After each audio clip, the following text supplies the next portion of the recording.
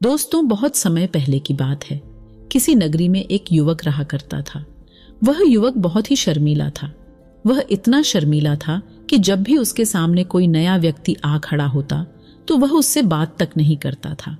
यहाँ तक कि जिन्हें वह जानता था, पहचानता था, उनसे भी बात करने में उसे बहुत शर्माया करता था। वह उनसे भी ठीक से बात नहीं कर पाता था और अपनी इस समस्या के कारण वह खुद ही बहुत परेशान रहता था, क्योंकि वह अपने जीवन में कुछ कर ही नहीं पा रहा था।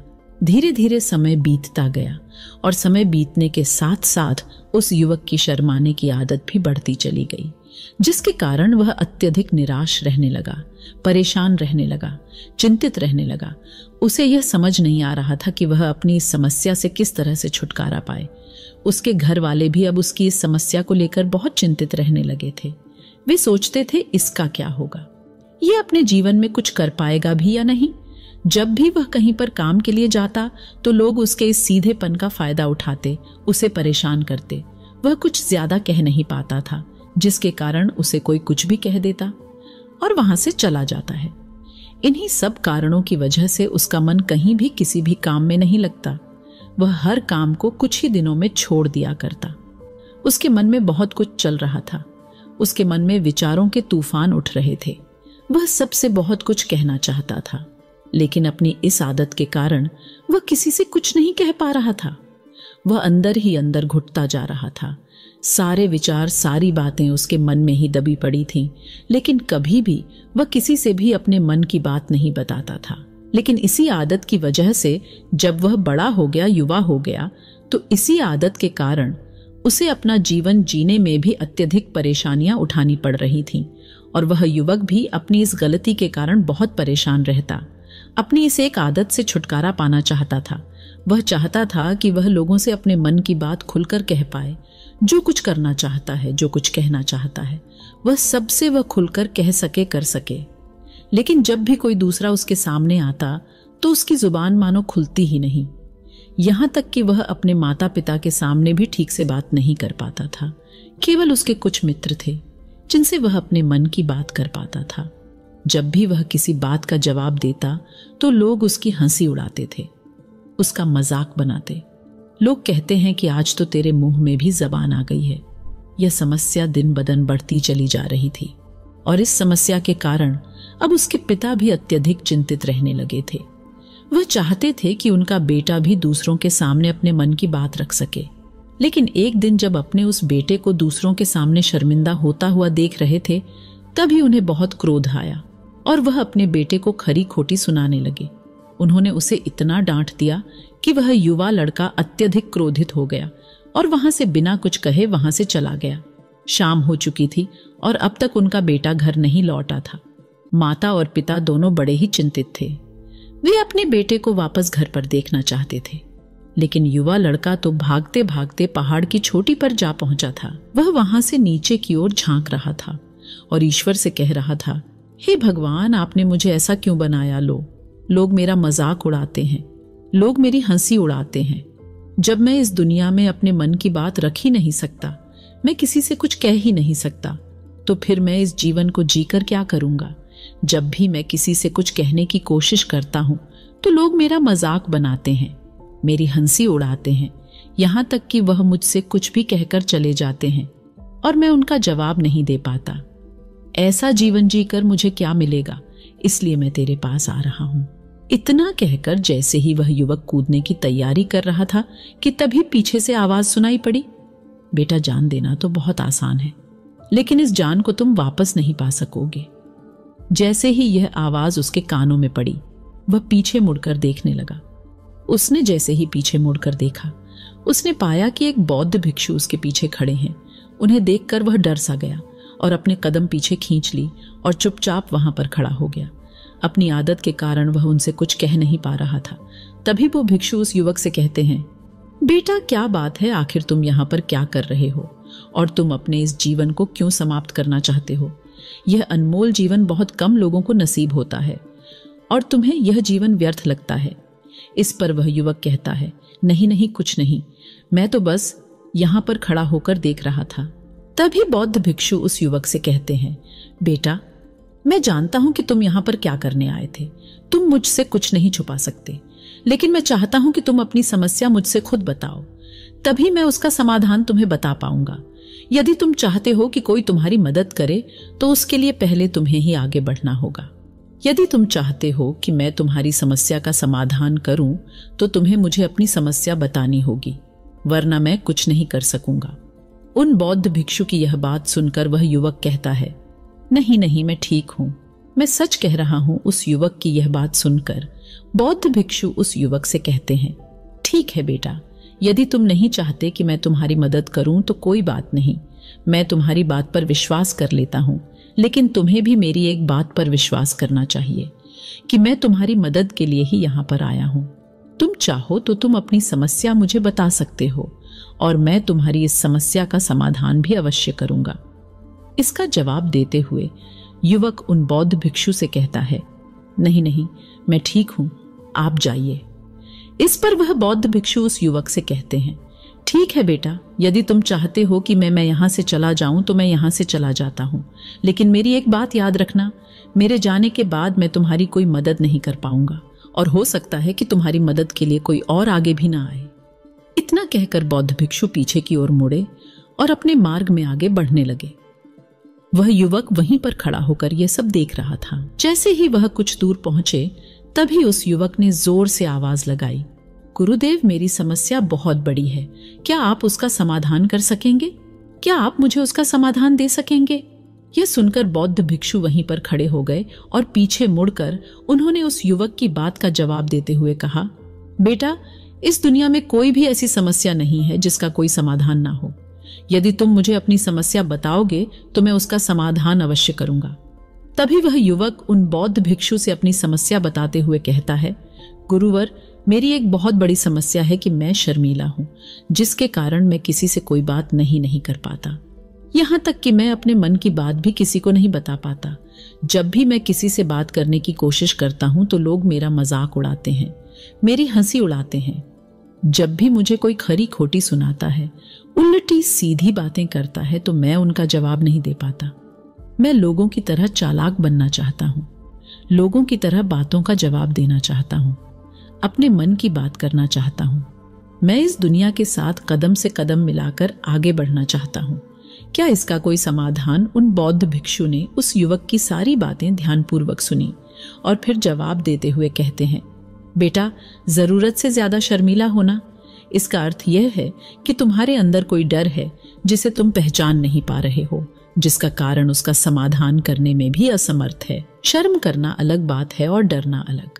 जब हमारे भीतर डर होता है तब हम कहीं भी किसी से भी कोई भी बात नहीं कर सकते।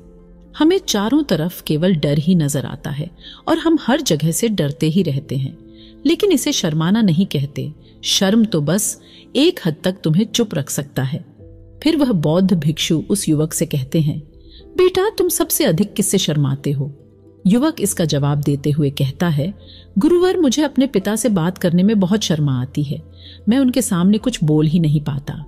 तभी वह बौद्ध भिक्षु उस युवक से कहते हैं, अच्छा तो यह बताओ, जब तुम अपने पिता से बात कर रहे होते हो या फिर बात करने का प्रयास करते हो तो तुम्हारे मन में कैसे ख्याल आते हैं? युवक इसका जवाब देते हुए कहता है, गुरुवर, जब भी मैं अपने पिता से बात करने का प्रयास करता हूं तो मुझे ऐसा लगता है कि मानो मेरे पिता अभी मुझे डांट देंगे, मुझ पर क्रोध करेंगे, मुझसे नाराज हो जाएंगे और कहीं ना कहीं मुझे यह भी लगता है कि मैं कुछ गलत बात ही करूंगा। यहाँ तक कि मेरे मन में ऐसे भी ख्याल आते हैं कि शायद मेरे पिता मुझसे प्यार ही नहीं करते। परंतु गुरुवर, आप कहते हैं कि शर्म अलग है और डरना अलग बात है, तो क्या कोई ऐसा उपाय है जिससे से मुझे डर ही ना हो? क्या कोई ऐसा रास्ता है जिससे मेरे अंदर का यह डर पूरी तरह से समाप्त हो जाए? कृपा करके मुझे इस समस्या का समाधान बताइए। मुझे अपने इस डर से बाहर निकलना है। मुझे लोगों की तरह अपने इस जीवन को खुलकर जीना है। उस युवक की यह सारी बातें सुनकर बौद्ध भिक्षु उस युवक से कहते हैं, जाओ और अपने पिता से कहो कि मुझे कुछ काम करना है और उसके लिए मुझे आपसे कुछ धन चाहिए। यदि तुम उनसे धन मांगने में कामयाब हो गए तो मैं तुम्हें तुम्हारी समस्या का समाधान अवश्य बताऊंगा। वह युवक काफी घबरा गया। उसने उन गुरुवर से कहा, हे गुरुवर, मुझे यह कार्य ना दीजिए, मैं उनसे कुछ नहीं कह पाता। उनके सामने तो मेरी बोलती तक बंद हो जाती है। मैं उनसे धन भला कैसे मांगूंगा। यह बात सुनकर बौद्ध भिक्षु उस युवक से कहते हैं, तब तो तुम्हारी समस्या का कोई भी समाधान नहीं है और ना ही तुम कभी भी अपने जीवन को खुलकर जी पाओगे। यह बात सुनकर युवक उन भिक्षुओं से कहता है, गुरुवर्ग ऐसा ना कहे, कृपा करके मुझे कोई और कार्य बताइए, कोई ऐसा कार्य जिससे मेरे अंदर का डर पूरी तरह से समाप्त हो जाए। कोई ऐसा समाधान बताइए। इसका जवाब देते हुए वह बौद्ध भिक्षु उस युवक से कहते हैं, बेटा, यदि तुम्हें अपने अंदर के डर को समाप्त करना है तो पहले तुम्हें मेरा यह कार्य करना होगा जो मैंने तुम्हें कहा है। वह युवक घबराकर काफी देर सोच विचार करने के बाद पुण्य गुरुवर से कहता है, ठीक है, यदि आप चाहते हैं कि मैं इस कार्य को करूं तो मैं इसे करने का पूरा प्रयास करूंगा। इतना कहकर वह युवक अपने घर लौट जाता है। उसे देखकर उसके माता पिता बहुत खुश हो जाते हैं और वह युवक अपने पिता से डरते डरते कहता है, पिताजी, मुझे आपसे कुछ बात कहनी है। इस पर उसके पिता कहते हैं, बोलो क्या बात है। युवक आगे कहता है, पिताजी, मैं कुछ काम करना चाहता हूं और उसके लिए मुझे आपसे कुछ धन चाहिए। क्या आप मुझे कुछ धन दे सकते हैं? इतना सुनकर उस युवक के पिता ने उसकी ओर ध्यान से देखा। काफी देर देखने के बाद वह खुशी से झूम उठे और तुरंत ही उन्होंने कुछ धन अपने पुत्र के हाथों पर रख दिया और कहने लगे, बेटा, इतना धन काफी है कि तुम्हें और चाहिए? इसके जवाब में वह युवक अपने पिता से कहता है, नहीं नहीं पिताजी, इतना काफी है, मैं इतने से काम चला लूंगा। वह युवक को उस धन को लेकर तुरंत दौड़ा दौड़ा उन बौद्ध भिक्षु के पास लौटा और जो धन उसने अपने हाथों में ले रखा था उसे दिखाते हुए वह कहता है, गुरुवर, जैसा आपने कहा था मैं धन लेकर आपके पास आ चुका हूं। मैंने अपने पिता से धन मांग लिया है, अब मुझे आप मेरी समस्या का समाधान बताओ। तभी बौद्ध भिक्षु उस युवक से कहते हैं, अरे इतनी जल्दी क्या है, अभी तो तुम्हें मेरे लिए एक और काम करना है, तभी मैं तुम्हें तुम्हारी समस्या का समाधान अवश्य बताऊंगा। और यदि तुम मेरे लिए इस कार्य को पूरा नहीं कर सके तो मैं तुम्हें कभी भी तुम्हारी समस्या का समाधान नहीं बताने वाला। तभी वह युवक उन बौद्ध भिक्षुओं से कहता है, हे गुरुवर, अभी तो मैंने आपके लिए एक काम किया है, अभी आप मुझे एक और काम करने के लिए कह रहे हैं। तभी बौद्ध भिक्षु उस युवक से कहते हैं, हाँ, तुम्हें मेरे लिए एक और काम करना ही होगा। वह युवक एक बार फिर से काफी देर सोच विचार कर उन बौद्ध भिक्षु से कहता है, अच्छा ठीक है, बताइए अब मुझे क्या करना है। इसके जवाब में बौद्ध भिक्षु उस युवक से कहते हैं, जाओ और यह धन जो तुमने अपने पिता से मांग कर लाया है, इस धन को वापस अपने पिता को लौटा दो और साथ साथ यह भी कहना कि पिताजी, मैं अब भी काम नहीं करना चाहता हूं, लेकिन जब समय आएगा तो मैं आपसे यह धन वापस ले लूंगा और उससे अपना काम पूरा करूंगा।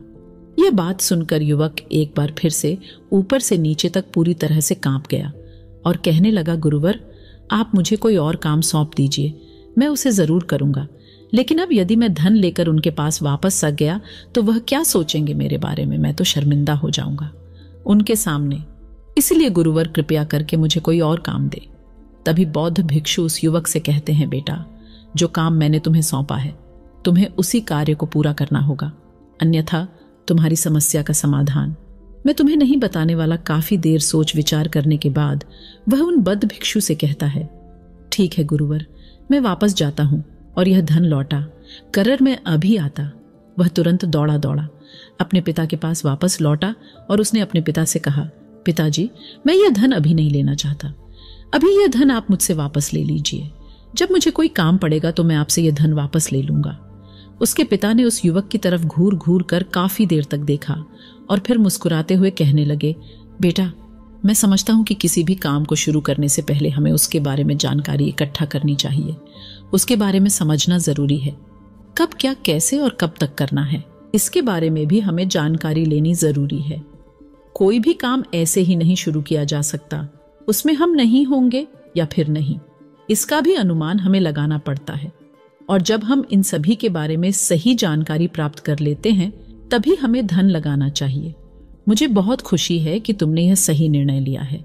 जब तुम्हें यह समझ में आ जाए कि जो कार्य तुम करने जा रहे हो वह तुम्हारे लिए उचित है, तब तुम चाहो तो मैं तुम्हें यह धन वापस लौटा दूंगा।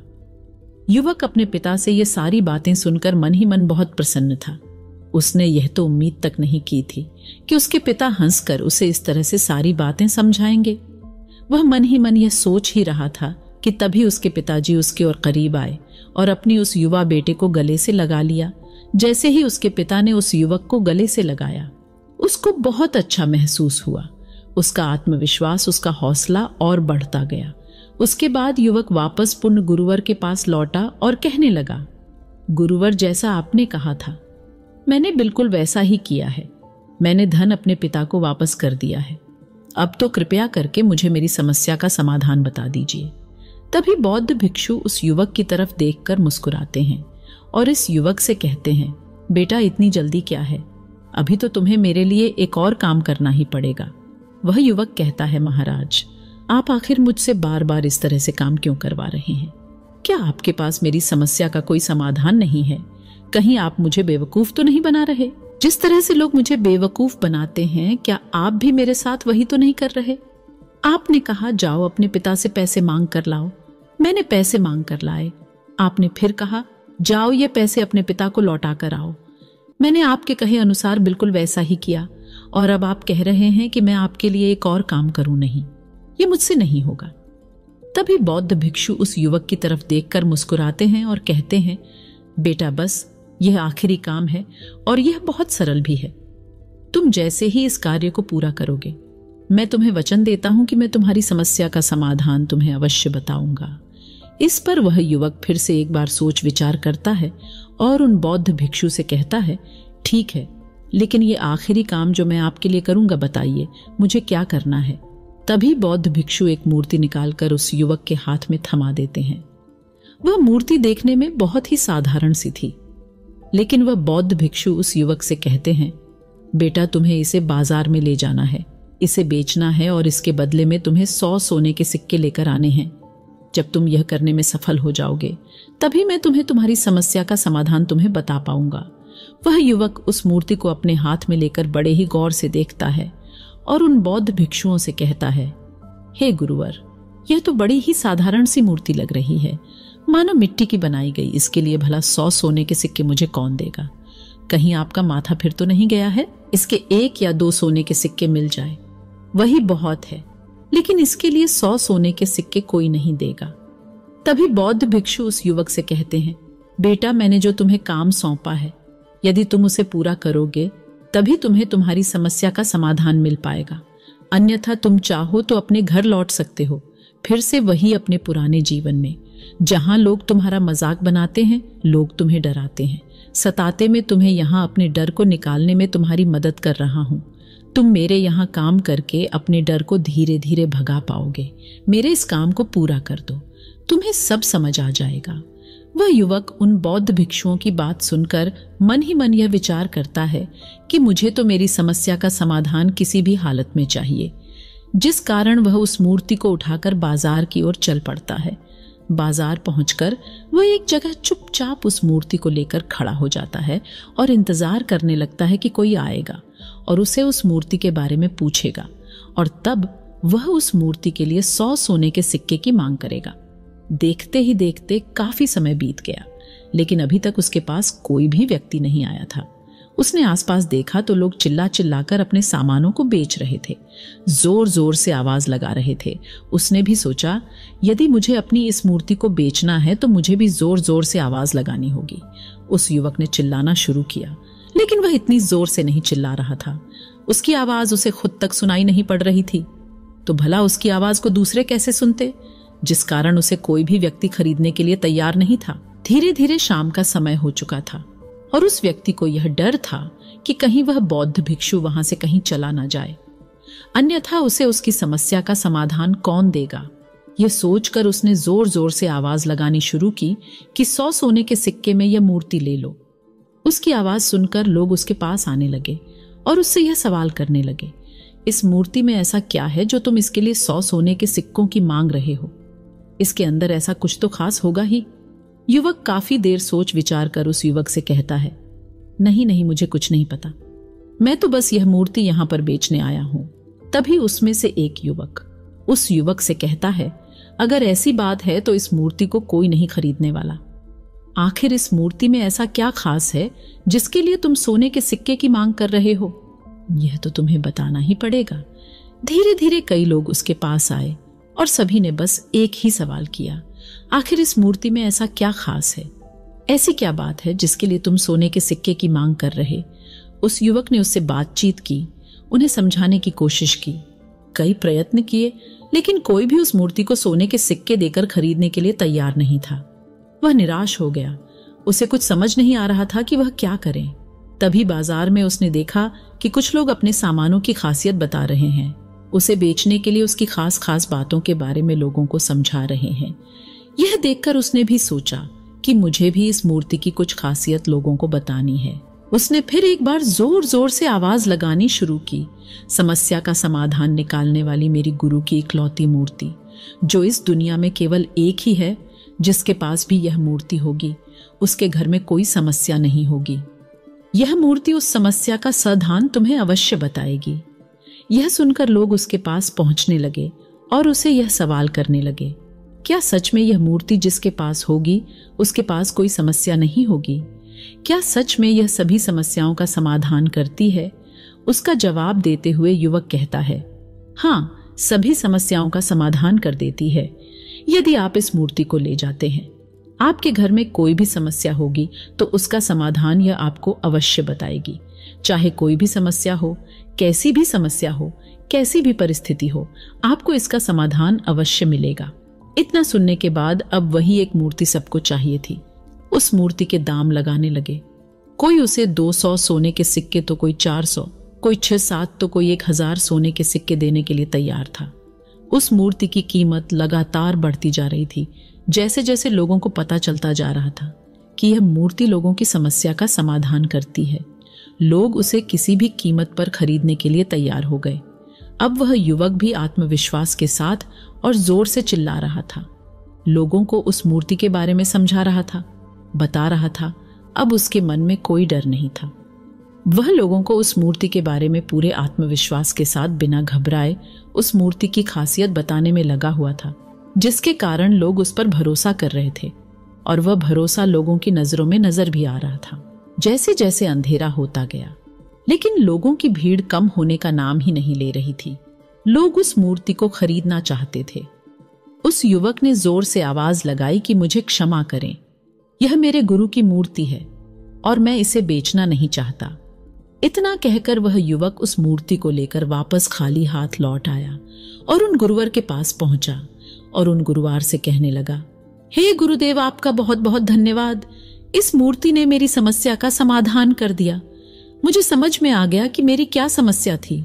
हालांकि मैं इसे बेचकर सोने के सिक्के तो आपके लिए नहीं ला पाया, लेकिन मुझे मेरी समस्या का समाधान अवश्य मिल गया। आपका बहुत बहुत धन्यवाद। इस बात को सुनकर बौद्ध भिक्षु उस युवक से कहते हैं, बेटा, मैंने तुम्हारी समस्या का समाधान नहीं किया है, तुमने तो खुद ही अपनी समस्या का समाधान किया। अपनी समस्या तुमने खुद ही सुलझा ली है। तुम्हारे मन में हजारों सवाल थे, मैं यह करूंगा तो लोग मेरे बारे में क्या सोचेंगे। यदि मैं अपना मुंह खोलूंगा तो लोग मेरे पर हंसे, यदि मैंने मुंह खोला तो मैं कुछ गलत ही करूंगा। ऐसे कई सारे विचार तुम्हारे मन में थे, ऐसे कई सारे डर तुमने अपने मन में पाल रखे थे। लेकिन जब इस मूर्ति के बेचने के दौरान तुमने उन हजारों लोगों का सामना किया, उनके सामने खुलकर अपनी बात रखी, उनके सामने खुलकर वह कहा जो तुम्हें कहना था, तो तुम्हारे मन का डर खुद समाप्त हो गया, जिसे तुम शर्माना कहते थे। वह अपने आप ही तुम्हारे भीतर से कहीं गायब हो गया। युवक अपने गुरु की यह बात सुनकर अपने गुरुवार से कहता है, गुरुवर, आप सही कहते हैं। आपने आज मेरे मन में वह विश्वास जगा दिया है जिसे मैं अब अपने जीवन में कुछ भी हासिल कर सकता हूँ। आपका बहुत बहुत धन्यवाद। डर को धीरे धीरे खत्म करने से ना ही आपको शर्म आएगी और ना ही डर लगेगा, और जब आपके भीतर का डर हमेशा के लिए समाप्त हो जाएगा तो आप अपने जीवन में जो भी कुछ करना चाहते हैं, जो भी कुछ पाना चाहते हैं, उसका रास्ता आपके लिए पूरी तरह से साफ हो जाएगा और आप अपने नए मार्ग पर तेजी से आगे की ओर बढ़ने में सक्षम भी हो जाएंगे। इसलिए लोग क्या कहते हैं, क्या कहेंगे, यह सब छोड़ दीजिए और खुद पर विश्वास कीजिए, क्योंकि आप ही हैं जो अपने इस डर का सामना कर सकते हैं। दोस्तों, सच्ची श्रद्धा से कमेंट में नमो बुद्धाय जरूर लिखिए। इस वीडियो को लाइक करें तथा अपने दोस्तों के साथ शेयर करें और हमें सब्सक्राइब करना ना भूलें।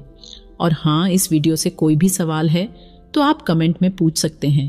अगर कोई नहीं है तो आप कमेंट में नमो बुधाय लिखना ना भूलें, क्योंकि आपकी कमेंट से हमें वीडियो बनाने का मोटिवेशन मिलता है। धन्यवाद।